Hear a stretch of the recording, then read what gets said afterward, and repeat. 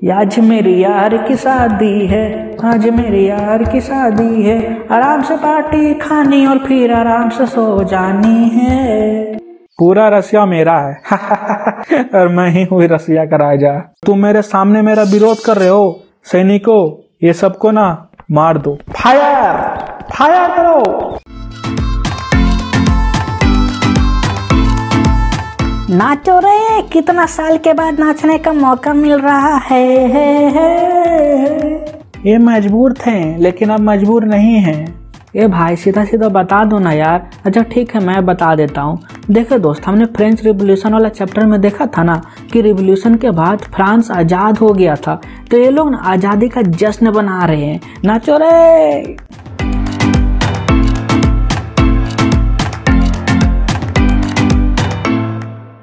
देखो, रेवोल्यूशन के बाद फ्रेंच के लोगों को डेमोक्रेसी के बारे में पता चल गया और वे लोग इम्प्लीमेंट भी कर रहे हैं, लेकिन पूरे यूरोप में डेमोक्रेसी कैसे इम्प्लीमेंट होगी, यह सोचने वाली बात है दोस्त। कंफ्यूज मत हो, यूरोप के अंदर ना 44 कंट्रीज है, ठीक है। यूरोप एक कंट्री नहीं है, यूरोप के अंदर 44 कंट्रीज है। कौन कौन कंट्रीज है देख लीजिए, कुछ कुछ कंट्री का मैं लिस्ट दे दिया हूँ साइड में। मेरे ख्याल से हमें धीरे धीरे बदलाव लाना चाहिए पूरे यूरोप में।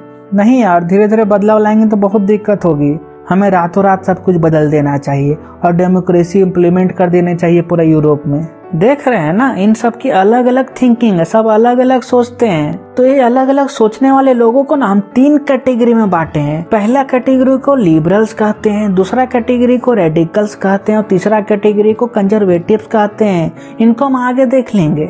देखो, इस चैप्टर में हम लोग 19th सेंचुरी की पॉलिटिक्स यानी राजनीति को देखेंगे और देखेंगे कि पॉलिटिक्स से लोगों में क्या असर हुआ। इसके बाद हम लोग रशियन रिवॉल्यूशन को देखेंगे, उसमें बहुत ज्यादा मजा आने वाला है। और देखेंगे कि रशिया में सोशलिज्म कैसे बना, ठीक है, सोशलिस्ट लोग कैसे हो गए 20th सेंचुरी में। सोशलिज्म मतलब क्या होता है, कंफ्यूजन हो रहा होगा ना। देखो दोस्त, कोई भी रिसोर्स देश में हो ना, जैसे जमीन हो गया, कोयला हो गया, टेबल कुर्सी, घर मकान, कुछ भी जो देश का है ना देश में, उसको सभी लोगों में बराबर बांट दिया जाए ना, सबको बराबर दिया जाए, ठीक है। जैसे कोई 100 रुपया तो 10 आदमी सबको 10-10 रुपया बराबर दिया जाए ना सभी लोगों को, उसी को सोशलिज्म कहते हैं, ठीक है। सबके पास बराबर चीज हो, कोई गरीब नहीं कोई अमीर नहीं, वो चीज हो गया सोशलिज्म। चलो दोस्त, अब 3 तरह के सोचने वाले ग्रुप्स के नाम बताते हैं, ठीक है। ये पहला ग्रुप है लिबरल्स, ये दूसरा ग्रुप है रेडिकल्स और ये तीसरा ग्रुप है कंजर्वेटिव्स। ये तीनों ग्रुप्स ना 3 तरह के सोचते थे, लगता है अलग अलग स्कूल से पढ़े होंगे ये लोग, और तीनों ने एक दूसरे का विरोध करते थे, ठीक है। अब देखते हैं दोस्त कि लिबरल्स क्या सोचते थे, ये कैसा डेमोक्रेसी चाहते थे। देखो, ये लोग ना थोड़े खुले सोच वाले थे। ये चाहते थे कि यूरोप में जितना भी रिलीजन यानी धर्म हो ना, सभी को बराबर अधिकार मिले, सब एक साथ रहे और सब बराबर रहे, कोई भेदभाव नहीं होना चाहिए, ऐसा सोचते थे ये लोग। हाँ भैया, अब राजा का बेटा राजा नहीं बनेगा, राजा बनने का अधिकार सभी को है। देश में राज अभी तक कौन करता है, राजा, फिर उसके बाद उसका बेटा राज करता है, फिर उसका बेटा राज करता है, लेकिन ऐसा नहीं होना चाहिए। जो भी भाई काबिल है उसको राजा बनाना चाहिए, उसको पावर देनी चाहिए। हाँ दोस्त, एक रूल ये भी होने चाहिए। देखो, यूरोप में राजा राज करता है, तो जब भी राजा के मन में कुछ भी आया ना, वह पूरे आम नागरिक और इंडिविजुअल को परेशान कर देता है, और तो उसके मन में कुछ भी आया वो इम्प्लीमेंट कर देता है तुरंत। तो हमें प्रोटेक्शन चाहिए कि कोई भी रूलर रहे यूरोप में, वह एक इंडिविजुअल का, पीपल का ना राइट को नहीं छीन सकता, ठीक है, उसको परेशान नहीं कर सकता। ये हमारा राइट्स होना चाहिए। हाँ सही बोल रहे हो दोस्त, मैं भी चाहता हूँ कि यूरोप में पार्लियामेंट गवर्नमेंट होनी चाहिए कि कोई भी रूलर बन सके इलेक्शन और वोट करवा कर। अभी तक आपको लग रहा होगा कि ये लिबरल्स कितना मासूम हैं, कितना अच्छा सोचते हैं, पर दोस्त ये लोग डेमोक्रेटिक्स नहीं है। ये लोग डेमोक्रेटिक्स इसलिए नहीं है क्योंकि ये लोग सभी को वोट देने का अधिकार नहीं देते हैं और नहीं देना चाहते हैं। ये चाहते हैं सिर्फ रिच मैन ही वोट दे, जिनके पास प्रॉपर्टी है, बहुत अमीर है, वही लोग सिर्फ वोट दे, और कोई भी गरीब या फिर वुमेन्स भी वोट नहीं दे सकती थी, कोई भी औरत वोट नहीं दे सकती थी, सिर्फ रिच मैन ही वोट दे सकता था। तो गलत हुआ ना, ये लोल है भैया, सबको वोट देने का अधिकार होना चाहिए ना, यही तो डेमोक्रेसी है। हाँ यार, लोल है, छोड़ो। अब हम देखते हैं रेडिकल्स वाले ग्रुप को कि ये क्या चाहते हैं और ये क्या सोचते हैं। हाँ भैया जरूर। देखो दोस्त, ये जो लिबरल्स है ना, ये अपर क्लास से बिलोंग करते थे, ठीक है, मतलब कि बहुत ज्यादा अमीर उमीर थे, बहुत ज्यादा प्रॉपर्टी था इनके पास। और ये रेडिकल्स है ना, ये थोड़ा पुअर है, ठीक है, थोड़ा पुअर गरीब है, क्या करोगे मेरे जैसा। हाँ यार, बहुत टैलेंटेड हो तुम तो।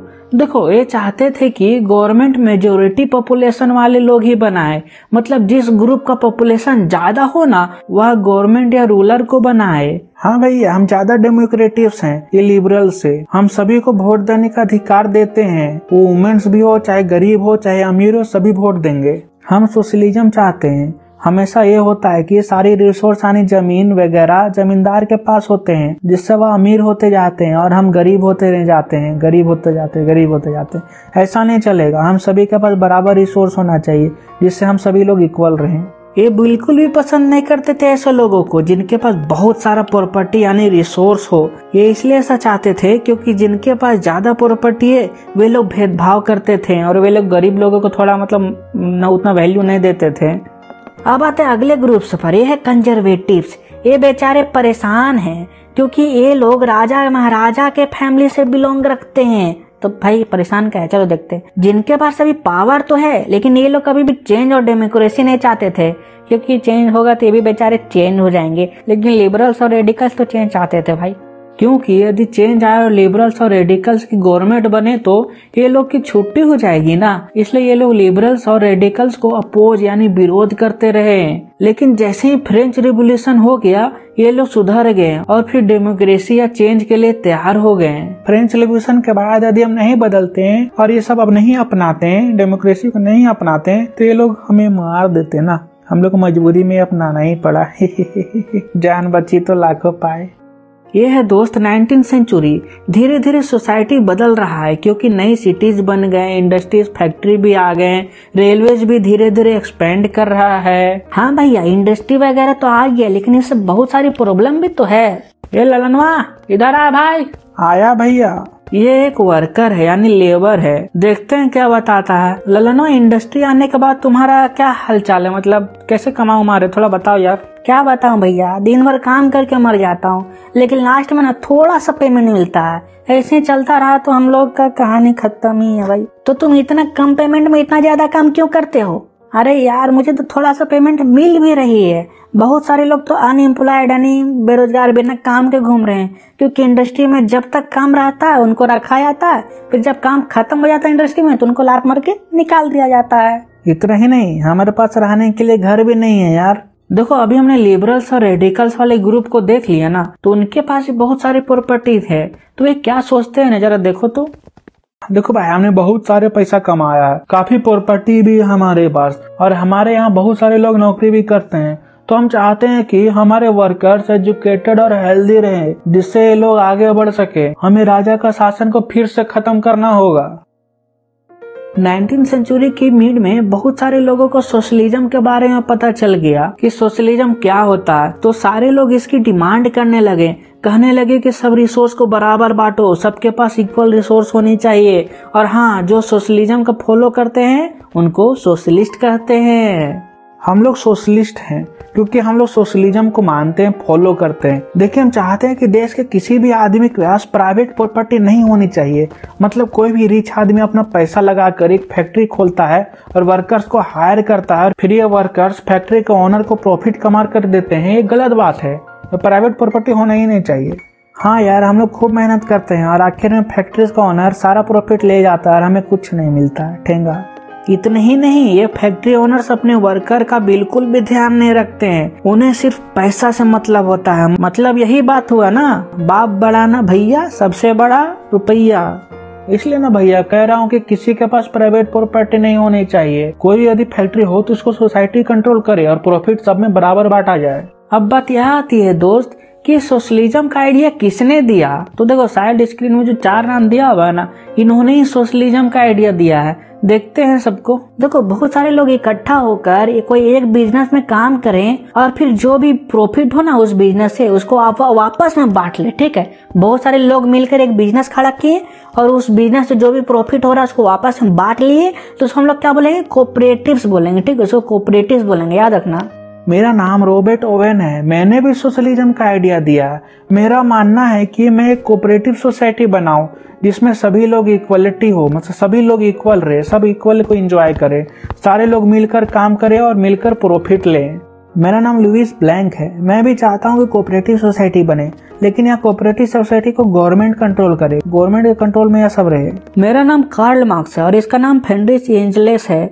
हम लोग का मानना है कि जो भी रिच लोग इंडस्ट्री लगाए हुए है ना और वर्कर से काम करवा रहे हैं ना और काम करवा कर प्रॉफिट कमा रहे हैं ना, तो ये वर्कर्स को ना, इन सबको ना इंडस्ट्री को लूट लेना चाहिए, ठीक है। मतलब जो वर्कर्स काम करें इंडस्ट्री में उसको लूट के वापस में आपस में बांट लेना चाहिए वर्कर्स को। क्यों, मस्त ना, ढांसू आइडिया ब्रो, मालिक को ही लूट लो। कौन सा ईयर चल रहा भाई? मैं कहाँ आ गया? टाइम ट्रेवल कर लिया था क्या? ये है ईयर 1870। अभी तक पूरे यूरोप में ना सोशलिज्म का आइडिया फैल चुकी है, कोरोना वायरस की तरह। हाँ भाई, और ये सोशलिस्ट लोग ना मिलकर सेकेंड इंटरनेशनल नाम का एक ग्रुप बॉडी बनाए हैं। देखो दोस्त, यूरोप के 3 कंट्रीज ने अपना एक एक पार्टी बना ली है। जर्मनी ने सोशल डेमोक्रेटिक पार्टी बनाई है जिसको SPD कहते हैं, और इंग्लैंड ने लेबर पार्टी बाय 1905, और फ्रांस ने सोशलिस्ट पार्टी बनाई है। कांग्रेचुलेशन सबको, पार्टी मांगो सबसे। अब ये सब पार्टी बनाने का फायदा क्या होगा भाई? देखो, ज्यादातर लोग गरीब हैं, तो ये पार्टी चाहती है कि जो भी वर्कर्स हैं, जो भी कहीं काम करते हैं, उनकी कंडीशन ना ठीक हो जाए, ठीक है, क्योंकि वर्कर का कंडीशन तो बहुत ही ज्यादा खराब है ना। और फिर ये पार्टी के मेंबर्स मिलकर फंड इकट्ठा करते हैं, क्योंकि जब किसी वर्कर्स को पैसा की कमी होगी ना, तब ये मिलकर ना उस वर्कर की मदद करेंगे। कितनी अच्छी बात है, आजकल भी ये सब होना चाहिए। अभी तक हम लोग सोशलिस्ट का ग्रुप वगैरह तो बना लिए, लेकिन 1940 तक हम लोगों का पार्टी कभी भी गवर्नमेंट नहीं बना पाई। लेकिन हम लोग इसके बाद गवर्नमेंट बनाएंगे, देखिएगा जरूर आप लोग। ओ दोस्त, अभी तक हम लोग देख लिए कि सोशलिज्म क्या होता है, बड़े बड़े लोग वर्कर्स पर कैसे अत्याचार मतलब जुल्म करते हैं, और सोशलिज्म का आइडिया किसने दिया, ये सब हम लोग देख चुके हैं। तो कहना क्या चाहते हो भाई? कहना यह चाहता हूँ कि यह सब कॉन्सेप्ट का याद रखिएगा, क्योंकि अब स्टार्ट होने वाला है रशियन रिवॉल्यूशन। अब मजा आएगा ना बेडू। ओह, देखो ये मैप को, ये उस समय का मैप है जब राजा राज करते थे, मतलब बहुत पुराना मैप है, अभी तो पूरा बदल गया है। तो ये जो देख रहे हो ना, हाँ, ये रशियन एम्पायर है, ठीक है, ये वाला पूरा एरिया रशियन एम्पायर है। अभी तो सब अलग अलग हो गया है। यदि पूरे रशियन रिवॉल्यूशन को शॉर्ट में बताना हो ना भैया, तो कैसे बताएंगे, भी बता दीजिए। देखो, फरवरी 1917 रशिया में राजा राज करता था, यानी मोनार्की सिस्टम थी। लेकिन फरवरी 1917 में रिवॉल्यूशन हुआ, मतलब लड़ाई झगड़ा हुआ। इसके बाद राजा को ना हटा दिया गया, बेचारों को इस्तीफा मतलब रिजाइन देना पड़ा प्रेशर में आके, ठीक है, हटा दिया गया। उसके बाद क्या बना, फरवरी के बाद गवर्नमेंट राज करने लगी, ठीक है, राजा को हटा दिया गया, गवर्नमेंट राज करने लगी रशिया में। तो आपको क्या लग रहा होगा, ओह चलो अच्छा हो गया, राजा को हटा दिया गया, गवर्नमेंट राज करने लगी। लेकिन रुको, अभी पिक्चर बाकी है मेरे दोस्त। जो गवर्नमेंट फरवरी में बनी थी ना, अभी थोड़ा देर पहले फरवरी में बनी थी, उसको भी अक्टूबर 1917 मतलब वही साल का अक्टूबर में भी हटाकर एक सोशलिस्ट पार्टी की गवर्नमेंट बना दी गई, ठीक है। मतलब फरवरी में राजा को हटा दिया गया और अक्टूबर में गवर्नमेंट को हटा करके एक सोशलिस्ट गवर्नमेंट बन गई, ठीक है। पहले जो गवर्नमेंट थी वो अच्छी नहीं थी, इसलिए सोशलिस्ट गवर्नमेंट बनाई गई। बस यही है रशियन रेवोल्यूशन। वाह, यही तो है रशियन रेवोल्यूशन। एग्जाम में यही लिख के आएंगे, लेकिन भाई एग्जाम में थोड़ा और डिटेल में लिखना पड़ेगा। थोड़ा डिटेल में बता दीजिए ना, क्या यह क्या हो गया था कि ये लोग तीनों को हटा दिया गया। हाँ जरूर, क्यों नहीं। अभी मैं जा रहा हूँ मिलने रशियन एम्पायर के राजा से। देखो, इनका नाम सार निकोलस II है, ठीक है, सार निकोलस II, अच्छा नाम है, यही है, देख लो। पूरा रशिया मेरा है और मैं ही हूँ रशिया का राजा। देखते हैं ना लोल राजा। हाँ, एक चीज और, अभी का रशियन एम्पायर और ईयर 2021, 22, 23 का समय का रशिया पूरा अलग अलग है, ठीक है। अभी का रशियन एम्पायर और अभी जो वीडियो देख रहे हो जो साल में, वो रशिया पूरा अलग अलग है, ठीक, कंफ्यूज मत होना भैया। रशियन रिवॉल्यूशन तो होगा, तो ये बता दीजिए रशिया का इकोनॉमी यानी रशिया कैसा था, अर्थव्यवस्था कैसी थी उसकी, कितना पैसा था, क्या था? जरूर। तो देखो, रशिया में सबसे ज्यादा लोग एग्रीकल्चर भी डिपेंडेंट थे। लगभग 85% पॉपुलेशन एग्रीकल्चर पर डिपेंडेंट थी, मतलब खेती उती करके अपना पेट पालती थी भाई। हाँ भैया, इसलिए क्योंकि रशियन एम्पायर में इंडस्ट्री बहुत कम है। ज्यादातर इंडस्ट्री सिर्फ 2 ही जगह पर है, पहला पीटर्सबर्ग और दूसरा मॉस्को। मतलब इतने बड़े रशियन एम्पायर में सिर्फ 2 ही जगह इंडस्ट्री वर्क होता था। वाह भाई वाह। धीरे धीरे समय बीता और 1890 मतलब 1890 और 1899 तक में रशिया के अंदर रेलवेज नेटवर्क आया। मतलब रेल आया, ठीक है, रेल आया, कई सारी नई नई इंडस्ट्री बनने लगी, प्रोडक्शन बढ़ने लगा, बहुत सारे वर्कर्स फैक्ट्री में काम करने लगे हैं। वाह भैया, रेलवेज, फैक्ट्रीज, इंडस्ट्रीज अभी आने लगी, डेवलपमेंट भी होने लगा। अभी हम लोग ईयर 1914 में हैं, अभी 31% वुमन फैक्ट्रीज में काम कर रहे हैं। ये तो अच्छी बात है ना भैया। हाँ, अच्छी बात तो है, लेकिन मेल के कंपैरिजन में वुमेन को बहुत ही कम पैसे मिलते हैं यार। मतलब मैन को थोड़ा ज्यादा मिलता है, मैन को लग रहा है 100 रुपया मिलता होगा, तो ये लोग को 30 रुपया 40 रुपया मिलता होगा। अन्याय होता है ना इनके साथ। लेकिन भैया जो वर्कर्स है रसिया के अंदर है वो बाकियों से बिल्कुल अलग है, क्योंकि मैं भी एक वर्कर्स हूँ और हम लोग मिलकर काम करते हैं और एक दूसरे को सपोर्ट करते हैं। अगर किसी वर्कर्स को परेशानी होती है तो हम सब मिलकर ना स्ट्राइक करते हैं, फिर अपना काम भी बंद कर देते हैं, जिसके कारण हमारा स्ट्राइक को एक्सेप्ट किया जाता है। तो दोस्त, यहाँ तक हमने देखा कि रशियन सोसाइटी सिटीज के अंदर कैसी थी। अब हम लोग बात करते हैं कि रशियन सोसाइटी रूरल मतलब कि गांव एरिया में कैसी, ठीक है, गांव में कैसी थी। ये लोग भी किसान है और खेती करते हैं, लेकिन बहुत सारे किसानों के पास खेती के लिए अपना जमीन ही नहीं है, क्योंकि ज्यादा जमीन तो नोबिलिटी और चर्च होल्ड करके रखी थी ना। मतलब कि बहुत सारा जमीन ना नोबिलिटी और चर्च ने होल्ड करके रखी थी और किसान को दे ही नहीं रहे थे। इसलिए हम जैसे किसानों को उनके यहाँ मजबूरी में काम करना पड़ता है। हमें नोबेलिटी बिल्कुल भी पसंद नहीं है यार, हम नोबेलिटी को बिल्कुल भी पसंद नहीं करते हैं, क्योंकि जितना भी जमीन नोबेलिटी के पास है ना, वो सब जमीन हमारी है, हमारे किसान भाइयों के है। हाँ भैया, हम किसान बाकी यूरोपियन के किसान से बिल्कुल भी अलग है, क्योंकि हम जो भी फसल उगाते हैं ना वह मिलजुल कर उगाते हैं, और फिर फसल के बाद हम सारी फसल को आपस में बांट लेते हैं, जिससे सबको फायदा होता है, किसी का नुकसान नहीं होता है। हाँ, ये तो अच्छी बात है, सब मिलजुल कर रहो दोस्त। ईयर 1914 से पहले रसिया में जितनी भी पार्टीज थी ना, उन सब पार्टीज को इलीगल माना जाता था, मतलब अवैध माना जाता था। मतलब यहाँ पर पॉलिटिकल पार्टी बनाने का बिल्कुल भी अधिकार नहीं था। लेकिन भाई इसके बावजूद भी 1898 में एक इलीगल पार्टी बनाया गया, अवैध पार्टी, जिसका नाम Russian social democratic workers party है। हाँ, ये पार्टी वर्कर्स के लिए बनाई गई थी और ये ज्यादातर अर्बन यानी शहरी एरिया में काम कर रहे हैं। 2 साल बाद ईयर 1900 में फिर से एक पार्टी बनाई गई, जिसका नाम सोशलिस्ट रिवोल्यूशनरी पार्टी है। हाँ, ये पार्टी हम किसानों के लिए बनाई गई थी। लेकिन आपको पार्टी बनाने की क्या जरूरत थी? जरूरत है दोस्त, हमें अपना जमीन वापस चाहिए ना, नोबिलिटी और चर्च वाले लोगों से जो होल्ड करके रखे हैं हमारे जमीन को। और हाँ, हम नेचुरल सोशलिस्ट हैं, क्योंकि हम जन्म से ही सोशलिस्ट हैं, क्योंकि हम फसल को उगने के बाद आपस में बांटते हैं ना। ये पार्टी ज्यादातर रूरल यानी गाँव में काम करती है। ईयर 1903 में ये Russian social democratic workers party 2 groups में बट गई। पहले पार्टी को हम लोग बोल्शेविक और दूसरे पार्टी को हम लोग मेंशेविक कहते हैं। पहले पार्टी को बुल्शेविक और दूसरा पार्टी को मेंशेविक। याद रखिएगा, बुल्शेविक है ना, आगे बहुत बड़ा काम आएगा, ठीक है, बुल्शेविक बहुत बड़ा रोल काम करेगा आगे, तो बुल्शेविक याद रखिएगा, ठीक है।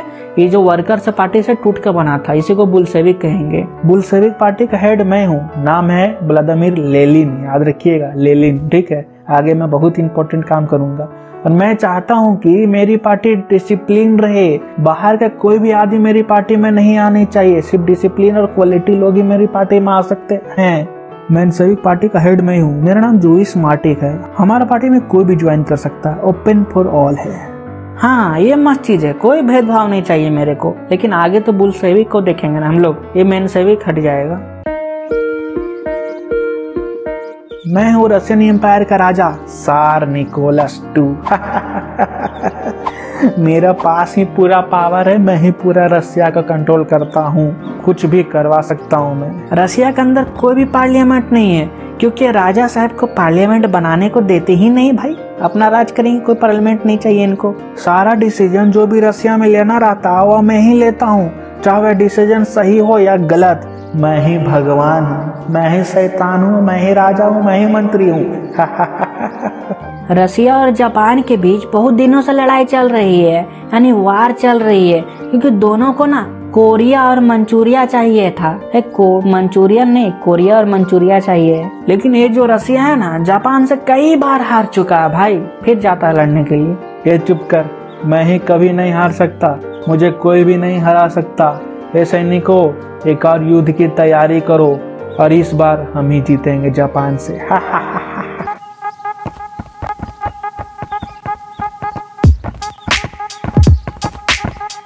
राजा शाह निकोलस II हम लोग जापान से फिर से हार गए। नहीं, नहीं ये नहीं हो सकता। तुम झूठ बोल रहे हो ना। आप ही सोचिए, यदि कोई कंट्री लगातार हारती जाएगी तो कंट्री पर कितना बुरा असर होगा। बहुत खराब असर पड़ेगी भाई, देश बर्बाद हो जाएगा। हाँ, तो वार के चलते रसिया में कोई भी सामान का प्राइस बहुत ही ज्यादा बढ़ गया। वर्कर्स को रहने खाने में बहुत ही ज्यादा प्रॉब्लम होने लगी। हमें अच्छे दिन चाहिए, हम वर्कर्स के लिए न्याय दो, नहीं तो हम भूखे मर जाएंगे। हमारे साथ न्याय करो, न्याय करो, न्याय करो। जब तक राजा हमारी बात को नहीं मानेगा तब तक हम यहाँ स्ट्राइक करेंगे और यहाँ से नहीं हटेंगे, नहीं हटेंगे, नहीं हटेंगे। मैं फादर गेपोन हूँ, हम लोगों को न्याय मिलनी चाहिए। चलो राजा के पास न्याय मांगने। हम इंटर पैलेस के पास आ गए हैं, आवाज उठाओ राजा के खिलाफ सब लोग। राजा है, हमें न्याय चाहिए, राजा है। ये चुप रहो, मैं राजा हूँ और तुम मेरे सामने मेरा विरोध कर रहे हो। सैनिकों, ये सबको ना मार दो। फायर, फायर करो।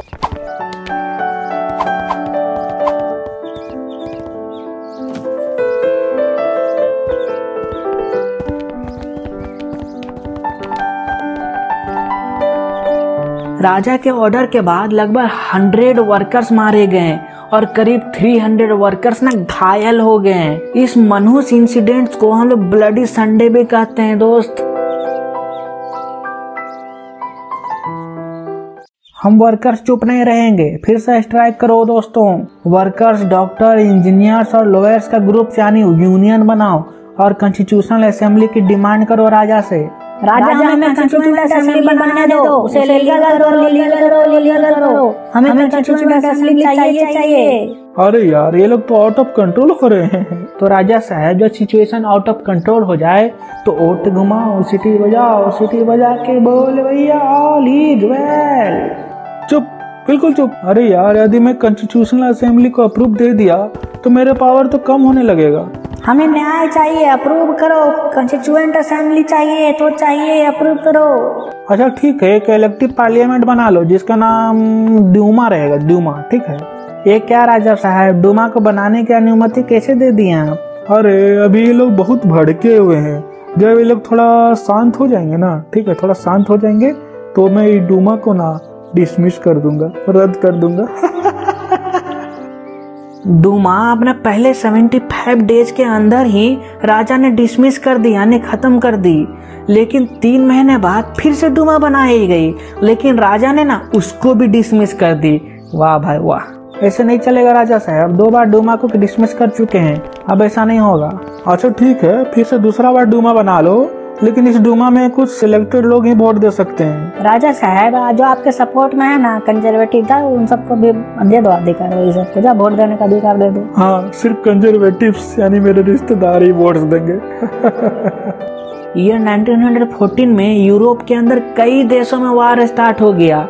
एक तरफ से जर्मनी, टर्की और ऑस्ट्रिया था और दूसरी तरफ फ्रेंच, ब्रिटेन और रसिया। ये देश पूरे वर्ल्ड में फैली हुई थी, इसलिए इसको वर्ल्ड वार कहा जाता है। ये प्यारे रसिया के आम नागरिक, मुझे आप लोगों का सपोर्ट चाहिए। आपके बिना मैं नहीं जीत सकता। हम सपोर्ट करेंगे राजा को, सपोर्ट करेंगे। एक काम करो, सेंट पीटर्सबर्ग का नाम बदल कर पेट्रोग्रेड कर दो। क्यों करना योगी आदित्यनाथ जी जैसा नाम चेंज? राजा जी, सेंट पीटर्सबर्ग एक जर्मन नेम है, इसलिए हम इसको बदल कर ना पेट्रोग्रेड रख रहे हैं।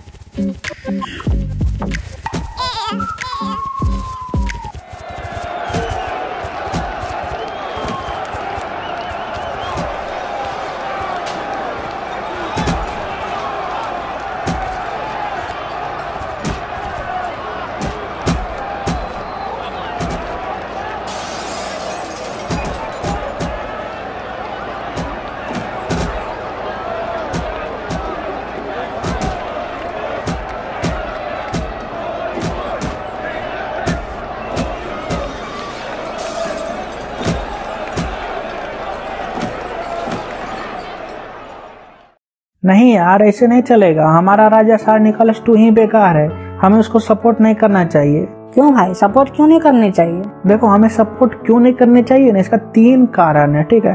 पहला, अरे यार ये जो सार निकोलस है ना, ये हमारे डूमा को कितना बार कैंसिल करते रहता है, हमें हमारे डूमा को ना मानता भी नहीं है। हाँ, डूमा को राजा सपोर्ट नहीं करता है, इसलिए हम कंजर्वेटिव जो कि राजा के करीब है ना, अब हम राजा का भी सपोर्ट नहीं करेंगे। दूसरा, राजा का जो एडवाइजर है ना राजपुतीन, हमें वो बिल्कुल भी पसंद नहीं, तुमको भी पसंद नहीं होगा। अरे यार ये जो राजपुतीन है ना, कितना खराब एडवाइस देता है यार राजा को, जिसके कारण हम बार बार हारते हैं। सिर्फ राजा ही ना राजपुतीन की बात सुनता है, हम लोगों की बात नहीं सुनता है। हाँ यार, जब तक ये राजपुतीन राजा का एडवाइजर रहेगा हम नहीं जीतेंगे। तीसरा, सार निकोलस II की पत्नी यानी रानी जो है वो जर्मनी से है, याद करो जर्मनी से है। राजा साहब अपनी पत्नी के खिलाफ मतलब रानी के खिलाफ कैसे जा सकता है और जर्मनी से कैसे लड़ सकता है, जरा सोचो तो। डरते होंगे ना ये राजा अपनी पत्नी से, ही। मजाक को जरा भी तुम लोगों को ना। 1917 तक रशियन आर्मी बहुत ही बुरी तरीके से हार चुकी है भाई, रशियन और ऑस्ट्रिया आर्मी से। अभी तक लगभग 7 मिलियन यानी 70 लाख लोग मारे जा चुके हैं और 3 मिलियन यानी 30 लाख लोग रहने के लिए अपना घर छोड़ चुके हैं, मतलब उनके पास घर सब टूट चुका है। सारी की सारी फसलें खराब हो गई है, बिल्डिंग्स टूट चुके हैं, ये रेलवे लाइन जो बिछी थी सारे खराब हो चुके हैं। सबसे बड़ी बात ना, देश में फूड्स की कमी हो गई, बुरा खाने की कमी हो गई है पूरे देश में। कितना खराब असर पड़ा है देश में यार ये वर्ल्ड वार के चलते।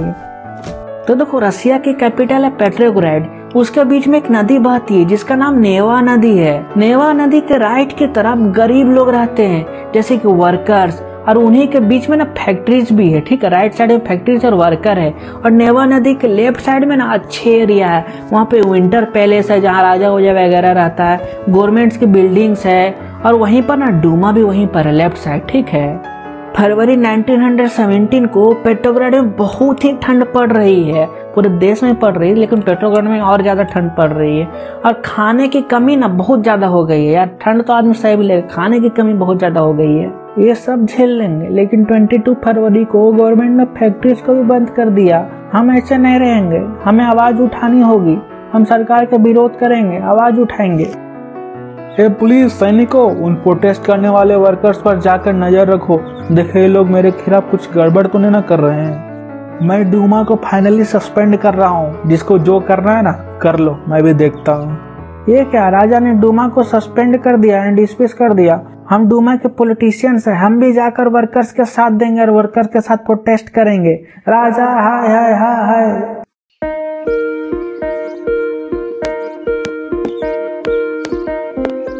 राजा साहब सब लोग मिलकर तोड़फोड़ कर रहे हैं, कुछ कीजिए आप। हे सोल्जर्स, तुम मेरे गुलाम हो तो तुम मेरे बात सुनोगे ही सुनोगे। तो जाओ, जो लोग मेरे खिलाफ प्रोटेस्ट कर रहे हैं उन सबको गोलियों से मार कर चटनी बना दो। मजा आएगा। नहीं राजा, हम नहीं मारेंगे वो बेगुनाह लोगों को, हम भी आपसे परेशान हो गए हैं, हमें भी न्याय चाहिए, न्याय चाहिए। एक काम करते हैं, सोल्जर्स और वर्कर्स मिल जाते हैं और एक काउंसिल बनाते हैं जिसका नाम पेट्रोग्रेड सोवियत रहेगा, पेट्रोग्रेड सोवियत। चलो हम लोग मिलिट्री ऑफिसर जो है ना सब जाकर राजा को ना समझाते हैं। राजा साहब, आपके लिए अच्छा यही रहेगा कि आप जो अपना जो पोस्ट है ना राजा का उससे रिजाइन दे दें, यानी इस्तीफा दे दें। कोई मुझे सपोर्ट नहीं कर रहा है, वर्कर्स भी गए, सोल्जर्स भी गए हैं, लोग मिलकर मुझे ना मार दें। अच्छा ठीक है, मैं रिजाइन दे देता हूँ, इस्तीफा देने के लिए मैं तैयार हूँ। फाइनली 2 मार्च 1917 को राजा सार निकोलस II ने रिजाइन दे दिया। तो दोस्त, जो पेट्रोग्रेड सोवियत थी ना, वो डूमा के साथ मिलकर एक सरकार बनाई जिसका नाम प्रोविजनल गवर्नमेंट है। ये जो प्रोविजनल गवर्नमेंट है ना, यही अब कंट्री को चलाएगी, फिर बाद में हट भी जाएगी। तो रशियन रिवॉल्यूशन का आधा कहानी तो हो गया कि राजा ने रिजाइन दे दिया और एक गवर्नमेंट बनाई गई जिसका नाम प्रोविजनल गवर्नमेंट है। ठीक है, शॉर्ट में इतना कहानी आधा हो गया। अब आधा आगे क्या देखेंगे, ये जो प्रोविजनल गवर्नमेंट है ना, इसको भी हटाकर एक सोशलिस्ट गवर्नमेंट बनाई जाएगी, लेनिन बनाएगा, ठीक है, लेनिन बनाएगा, उसका हेड लेनिन रहेगा। तो दोस्त, ये है बोल्शेविक के लीडर व्लादिमीर लेनिन। ये बोल्शेविक एक ऑर्गेनाइजेशन है जो कि वर्कर्स के लिए काम करती है। मैंने पहले बताया था याद करने के लिए, जो कि हम लोग सोशलिज्म इन यूरोप वाले टॉपिक में पढ़े थे, याद करो। थैंक्स तारीफ करने के लिए। अब मैं भी कुछ डिमांड करना चाहता हूँ गवर्नमेंट से। हाँ हाँ, अधिकार चाहिए हमें, सरकार अधिकार दे, हमारा डिमांड को पूरा किया जाए, पूरा किया जाए। मेरा पहला डिमांड यह है सरकार से कि वार को बंद कर दे। ठीक है, बहुत लोग मारे जा चुके हैं, वार को बंद किया जाए, तबाह हो रहे हैं लोग। मेरा दूसरा डिमांड यह है कि जो भी जमीन नोबेलिटी और चर्च ने होल्ड करके रखी है ना, उन सब जमीन को ना छोटे किसान को वापस किया जाए, क्योंकि वो लोग बेचारे भूखे मर रहे हैं, थोड़ा भला हो जाएगा उनका। तीसरा डिमांड यह है कि बैंक को नेशनलाइज कर दिया जाए। ठीक है, सरकार बैंक को कंट्रोल करे, सरकार के हाथ में रहे सब बैंक। हाँ, हमारी तीनों डिमांड को पूरा किया जाए, पूरा किया जाए। हमें एक चीज और भी चाहिए, जो भी हमारे पार्टी का नाम है ना बुल्शेविक, उसका नाम बदल कर ना हम लोग कम्युनिस्ट पार्टी कर देते हैं, या थोड़ा अच्छा लग रहा सुनने में। हाँ हाँ, नाम बदल दो, हम योगी आदित्यनाथ के फैन हैं, नाम बदल दो। क्या सोच रहे हैं साहब, बहुत चिंता में लग रहे हैं? अरे यार, हम सार निकोलस 2 को हटाकर प्रोविजनल गवर्नमेंट बनाए हैं, लेकिन मुझे ऐसा लग रहा है कि ये जो प्रोविजनल गवर्नमेंट है ना, हमारे वर्कर्स के लिए ना बिल्कुल भी सही नहीं, बहुत ज्यादा खराब है। ऐसा क्यों लीडर, आपको ऐसा क्यों लग रहा है? अरे यार, ये जो प्रोविजनल गवर्नमेंट के अंदर वैसे ऑफिसर हैं जो कि लैंडलॉर्ड्स हैं, मतलब बहुत सारे जमीन के मालिक है, वे लोग बिजनेसमैन हैं, आर्मी ऑफिसर्स हैं। तो ये जरा सोचो कि ये लोग वर्कर्स की भला क्यों चाहेंगे? ठीक है, क्यों चाहेंगे भला? क्योंकि लोग पहले से पावरफुल और अमीर हैं। क्या अमीर और पावरफुल है? नहीं, ऐसा नहीं चलेगा, हम ऐसा लोगों को नहीं चाहिए, हमें हमारा जैसा लोग चाहिए। ग्रुप बनाओ, सब जगह जागरूक करो सभी लोगों को, जनता को, सभी लोगों को जागरूक करो। सुनो सुनो सुनो, प्रोविजनल गवर्नमेंट हमारे लिए अच्छा नहीं है। सुनो, इसमें सब ऑफिसर्स, लैंडलॉर्ड्स, बिजनेसमैन और आर्मी ऑफिसर्स हैं। ये वर्कर्स लोग ना बहुत तेज हो रहे हैं, ऐसा चलता रहा ना तो हमारा पावर कम हो जाएगा, और बुल्शेविक को लेनिन जो है ना, उसका पावर बहुत ज्यादा बढ़ जाएगा। तो कुछ तो करना पड़ेगा हम लोगों को दोस्त। तो हमें क्या करना चाहिए सर? जो लीडर्स हमारे खिलाफ आवाज उठाएंगे ना या प्रोटेस्ट करेंगे ना, उन सबको ना जेल में डाल दो।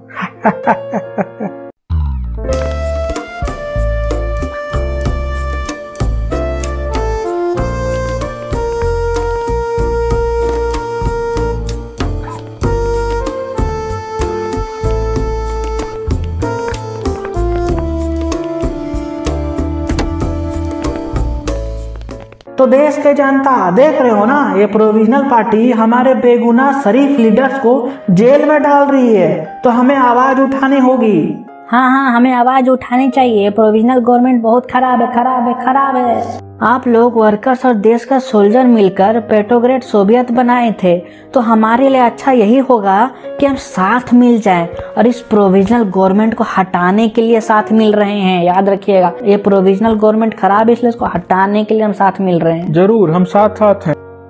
हम गवर्नमेंट के खिलाफ विद्रोह करेंगे। जितने भी सपोर्टर्स है बुल्शेविक पार्टी की, चाहे वो आर्मी में हो, चाहे वो फैक्ट्री वर्कर्स हो, सबको बुलाओ, अब मजा आएगा।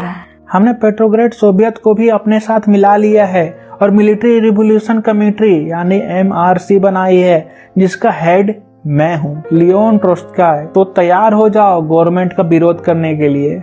लेकिन लीडर, प्रोविजनल गवर्नमेंट के खिलाफ विद्रोह कब करना है? अभी इंस्टेंट सोचे नहीं, लेकिन सोचेंगे। अरे मतलब बताएंगे, सब्र रखो। सर, बुल्शेविक हम पर आक्रमण करने वाली है।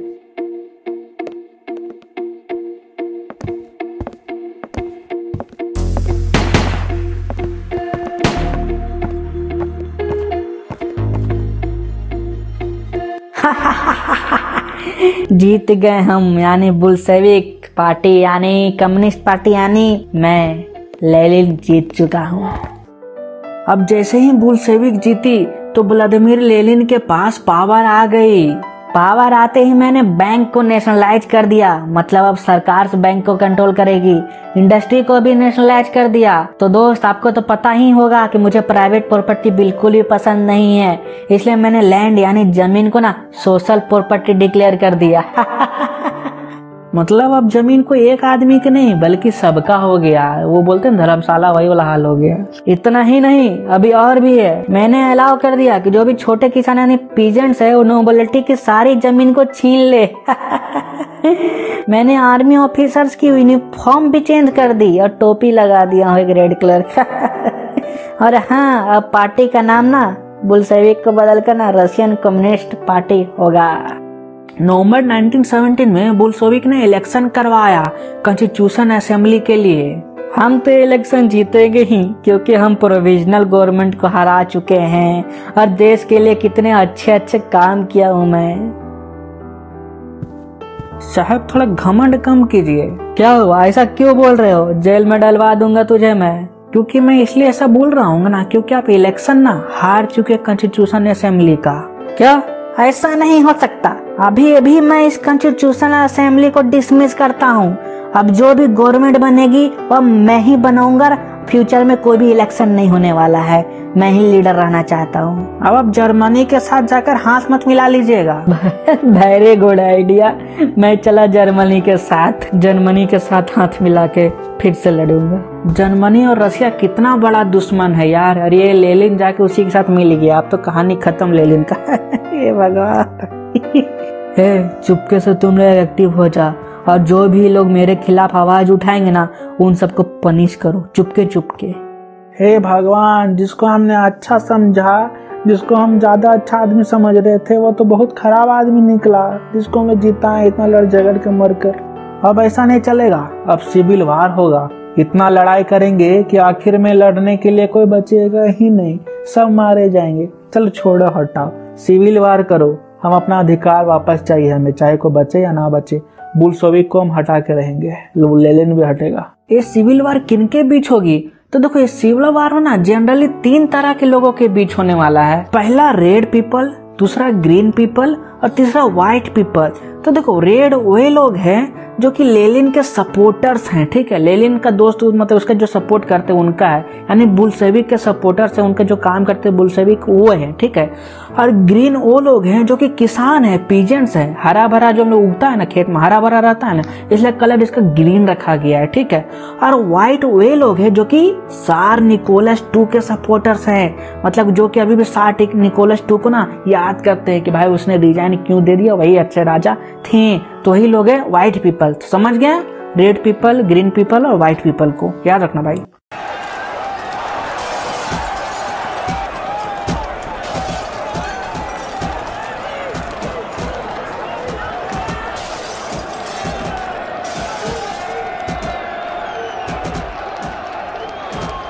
तीनों के बीच बहुत ही बुरी तरीका से लड़ाई चल रहा है, क्योंकि तीनों एक दूसरे को बिल्कुल भी पसंद नहीं करते हैं। तो दोस्त, जो ग्रीन और व्हाइट लोग हैं ना, उसको बाहर के देश भी सपोर्ट कर रहे हैं, क्योंकि हमें डर है यदि सोशलिज्म रशिया में फैलेगा तो फ्यूचर में हमारे यहाँ भी तो आ सकता है। इसलिए हम ग्रीन और व्हाइट को सपोर्ट कर रहे हैं और बुल्शेविक यानी रेड्स को विरोध कर रहे हैं। इतने सपोर्ट मिलने के बाद भी ग्रीन और व्हाइट पीपल हार गए हैं और बुल्शेविक यानी रेड जीत गई। और जनवरी 1920 तक सारी पावर वापस बुल्शेविक यानी लेनिन के पास फिर से आ जाती है। घुमा फिरा के हम वापस जीत गए। तो मैंने जो वादा किया था ना, वो 3 डिमांड है, याद आ रहा ना, उसको मैं पूरा कर दिया, ठीक है, वो पूरा कर रहा हूँ। और साथ में मैंने 5 years प्लान भी बनाए हैं, मतलब कितना डेवलपमेंट करना है अगला 5 साल में, वो प्लान मैं कर रहा हूँ। तो पहले 5 सालों के लिए, मतलब कि 10 सालों के लिए गवर्नमेंट ने सारी चीजों यानी सामान की जितने भी प्राइस है सबको फिक्स कर दिया। मतलब कि देश में जितना भी सामान है सबके प्राइस एक ही रहेंगे, फिक्स कर दिया, ठीक है। मतलब इससे ज्यादा प्राइस अप या डाउन नहीं होगा, जिससे कंट्री के अंदर इंडस्ट्रियलाइजेशन ग्रोथ को बढ़ाया जा सके। अब मजा आएगा ना बिडू। कुछ सालों बाद इंडस्ट्री ग्रो हुआ, नई नई सिटी बनने लगी, स्कूलिंग सिस्टम भी ठीक हो गया, लोगों के लिए हेल्थ फैसिलिटी भी बढ़ाई गई। तो रशिया का इकोनॉमिक ग्रोथ तो इंक्रीज हुआ ही। आज मेरी यार की शादी है, आज मेरी यार की शादी है, आराम से पार्टी खानी और फिर आराम से सो जानी है। भाई भाई भाई भाई, व्लादिमीर लेनिन की मौत हो गई, मर गया वो लेनिन। ए भाई, 2 बार काहे बता रहे हो? मर गया तो मर जाने दो, कौन सा वो भला मानुस था लेनिन। एक नया लीडर बनाओ, वो जोसेफ स्टालिन है ना, उसको बनाओ नया लीडर है। ईयर 1917 से ईयर 1928 तक फूड ग्रेन्स यानी खाने की चीजों की बहुत ही ज्यादा कमी हो जाती है, बहुत ज्यादा कमी यार, बहुत ज्यादा कमी रशिया के अंदर। अरे यार, गवर्नमेंट ने फूड ग्रेन्स का प्राइस फिक्स कर दिया है, हम नहीं बेचेंगे अपना फूड्स को, हमें लॉस होता है, इसलिए हम जब प्राइस बढ़ेगा ना तब हम बेचेंगे। 21 दिन में पैसा डबल। बहुत तेज है ये अमीर किसान ना, ये लोग फूड ग्रेन्स को होल्ड करके रखें ताकि दाम बढ़ेगा तब बेचेंगे। इसलिए मैं पूरे रशिया में ऐलान करता हूँ कि जो भी किसानों के पास फूड ग्रेन्स है ना, उनको फूड ग्रेन्स देना कंपलसरी है, सबको देना ही पड़ेगा। लीडर स्टालिन, हम एक काम करते हैं, जहाँ पर भी फूड ग्रेन्स मिलेगा ना उसको हम कब्जा कर लेंगे, मतलब सील कर लेंगे। हाँ हाँ सही आइडिया, आवाज आगे करो, जिसका पास फूड ग्रेन्स है उसको रेड मारो, सील करो सब कुछ। कई तरह से मॉडर्न फार्मिंग किया गया, ठीक है, बहुत तरह से, लेकिन फिर भी फूड ग्रेन्स की ना शॉर्टेज होते गई। इसलिए 1930 तक लगभग 40 लाख लोग मारे जा चुके थे ये भूखमरी से। खाना नहीं होने के चलते ना 4 मिलियन यानी 40 लाख लोग अपना जान गंवा चुके थे 1930 तक। तो दोस्त बुल्शेविक की वजह से पूरे वर्ल्ड में सोशलिज्म फैल रही थी। हमारे इंडिया में भी सोशलिज्म आ गई थी, फैल रही थी। जैसे कि जवाहरलाल नेहरू, रविंद्रनाथ टैगोर, ये सब उनको जानने लगे थे। ये सभी रशियन रिवॉल्यूशन से इंस्पायर हो गए, तो इसलिए इस चैप्टर को पढ़ रहे हैं, ठीक है, क्योंकि ये सब सोशलिज्म से इंस्पायर हुआ तो हमारा देश में भी सब लागू किया जाएगा। तो दोस्त यदि वीडियो आपको अच्छा लगा हो तो चैनल को सब्सक्राइब कर लीजिएगा और अगल बगल जो वीडियो है उसको देख लीजिएगा, ठीक है। तो मिलते हैं अगले वीडियो में, तब तक के लिए जय हिंद।